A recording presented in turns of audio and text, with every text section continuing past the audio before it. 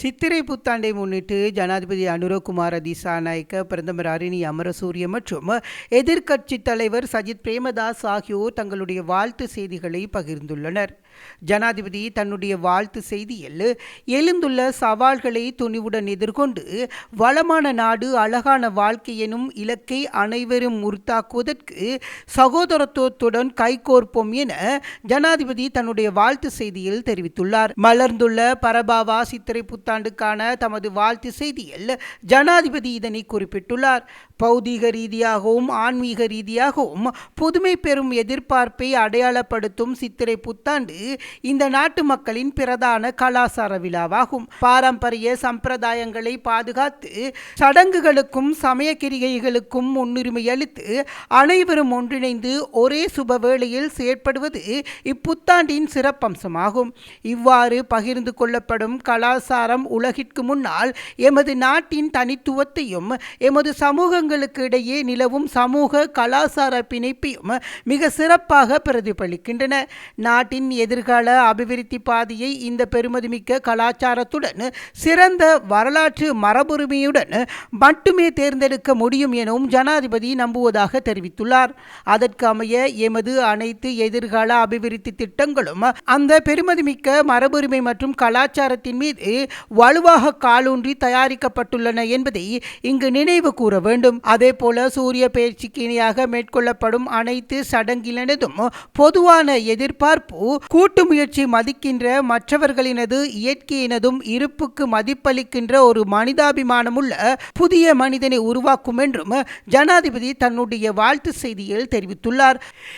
இதேவேளை மலர்ந்துள்ள புத்தாண்டு அமைதி, மகிழ்ச்சி மற்றும் சுபிட்சம் நிறைந்த இனிய புத்தாண்டாக அமைய வேண்டும் என தாம் பிரார்த்திப்பதாக பிரதமர் அரினி அமரசூரிய தெரிவித்துள்ளார்.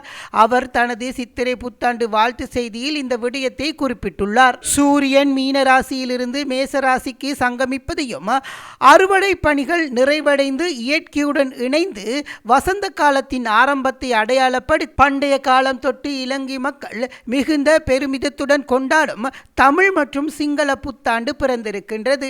புத்தாண்டு என்பது வெறுமனே பண்டிகை மட்டுமல்ல, அது எமது கலாசார விழுமியங்களில் பொதிந்துள்ள சுபீட்சம், ஒற்றுமை, சகவாழ்வு மற்றும் பரஸ்பர உறவுகளின் புதிய மறுமலர்ச்சியாகும்.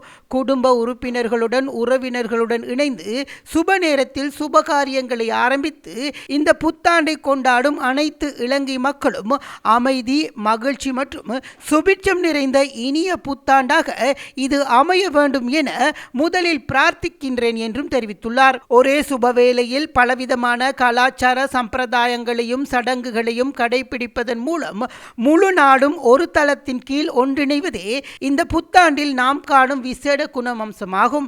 பல்வேறு வேலைப்பளுக்களுக்கும் சவால்களுக்கும் மத்தியில் ஒரு குடும்பமாகவும் ஒரு நாடாகவும் புதிய எதிர்பார்ப்புகளுடன் முன்னோக்கி செல்வதற்கு காலப்பகுதிகளில் எமக்கு ஒரு பெருமிதமிக்க வாய்ப்பு வழங்கப்பட்டுள்ளது என்றும் அவர் தெரிவித்துள்ளார். மனபேதங்களையும் கசப்புணர்வுகளையும் களைந்து சகோதரத்துவத்துடன் சிநேகத்துடனும் ஒரு புதிய ஆரம்பத்தை பெற்றுக்கொள்வதே புத்தாண்டின் உண்மையான ஆசீர்வாதமாகும். பிரதமர் அரினி அமரசூரிய தன்னுடைய வாழ்த்து செய்தியில் தெரிவித்துள்ளார்.